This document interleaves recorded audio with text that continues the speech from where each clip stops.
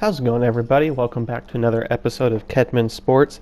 Today we're on to team number 11 as we near the 10% mark of our 130 teams we're creating in Doug Flutie's Maximum Football 2019.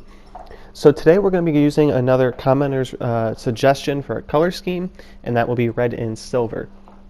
So for the helmet, as a forewarning here, I did create a logo. There isn't a tutorial for it. It's a pretty simple logo to add, but we'll get to that later. So for the team we're going to be creating is going to be the Knights. And now I mentioned that I'll be creating a logo. I like this logo as like a midfield logo. I think it's an awesome midfield logo. But on the helmet itself, it's a little small, which is why I kind of created my own thing for it. But anyway, this team is going to be nicknamed the Knights. They're going to be stationed in Minneapolis, and they're going to be known as the Twin Cities State Knights. If you are familiar with Bowling Green, this is going to be one of those types of teams that it's either Twin Cities or Twin Cities State University. We're going to refer to them pretty commonly as Twin Cities going through here. So as we transition over to creating the uniform, the helmet, I'm going to do a little different than I normally do. We're going to start out with the main color, which is going to be the 200 red.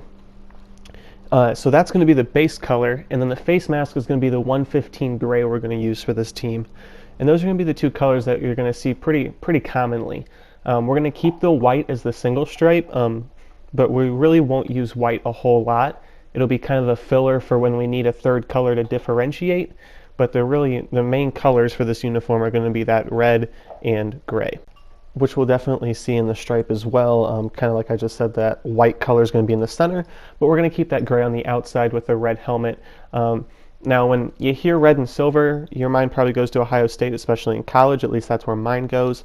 And unfortunately, this isn't going to be a dead-on kind of remake of Ohio State. I'm currently wearing a Michigan sweatshirt as I make this video, so I'm not going to be making an Ohio State jersey while wearing this. But anyway, so that's the logo I created there. It's supposed to look like a shield with it, kind of a TC for Twin Cities logo.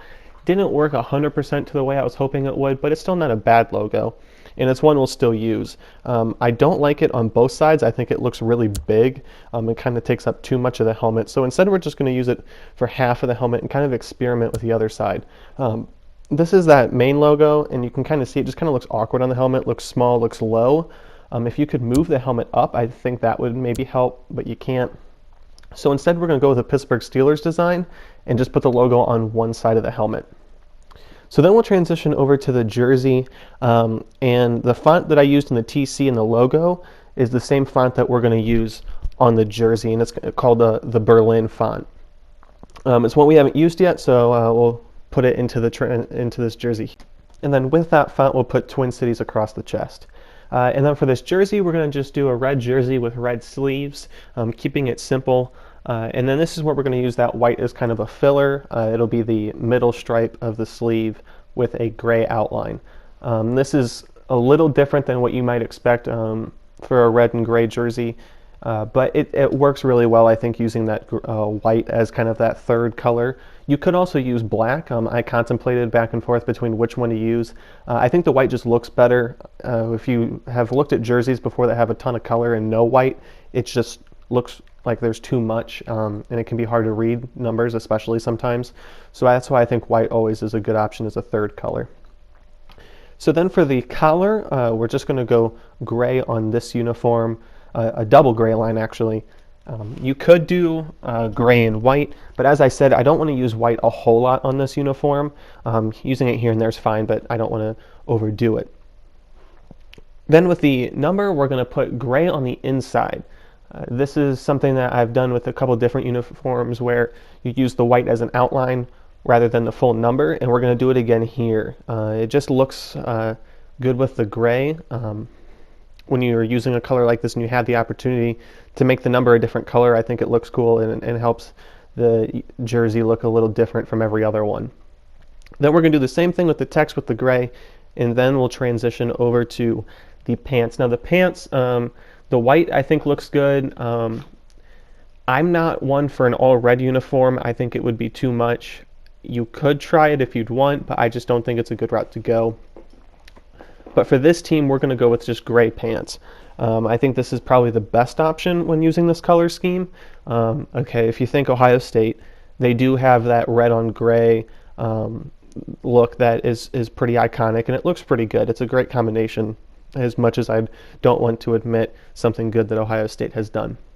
But then with the pants, we're going to go with the same kind of an inverted stripe from the jersey, that instead of a red jersey with gray stripe, it's going to be a gray pants with a red stripe, and keep that white on the center. Then for the socks, we're just going to kind of keep a traditional football sock look, just a solid color, and we're just going to make it red. I think if you would make it gray, it would almost look like an extension of the pants, which wouldn't look too great, wouldn't look bad necessarily, but the red is just going to kind of help tie the whole uniform together. And so once you've completed the socks, we can transition then over to the away uniform, where we're going to kind of see more of the same, especially in color schemes and stuff like that. So again, we'll put Twin Cities across the chest. You could do a nickname on like the home jersey, but I think Twin Cities is kind of something unique that you can put on both of them. So white jersey, as always, and then for the stripe, we'll go with gray on the inside with red on the outside, sticking with the gray and red theme. And on the white, I think the gray and red almost run together a little bit. It's not a great option, but you really don't have another one if you want to keep the continuity between the home and the away jersey. For the collar then, just go ahead and do red is what I'm going to do here. You could do red and gray if you'd want to mix it up. I think this would be a good opportunity to use both colors on a collar because they are so different that you would be able to see both of them clearly. Then for the number, I'm going to do something I normally don't do, and that's put red on the inside with a gray outline. If you would flip them, I think that's kind of the more traditional expected look. But I do think gray could be difficult to read with a red outline on this jersey. I didn't try it, so if you'd want to, you could to see what it would look like. I just went straight to the red font, but I think the gray might just be a little bit more difficult than we would want on an away jersey. So then for the pants, you kind of the same thing as the home jersey. You could do white, red, or gray. I think any of them would look good, but just to kind of mix it up, we're going to go with red pants and then use the same stripe from the home jersey. So on this, it's almost like you take the home jersey and flip it almost, but it's a little different obviously because you have a white jersey instead of a gray jersey. So then for the socks, you can go ahead and just do a solid color again, I think, like as I explained on the home jersey, and then you're pretty much done. That'll be the Twin Cities State Knights, which will be team 11 of the 130 we are creating. Thank you to the commenter who gave this suggestion. I did like this color scheme as much as I am a Michigan fan. But as always, thanks for watching. Go ahead and subscribe, like, all that, and drop in the comments any suggestions you might have for a team, and you might just see it in my next video.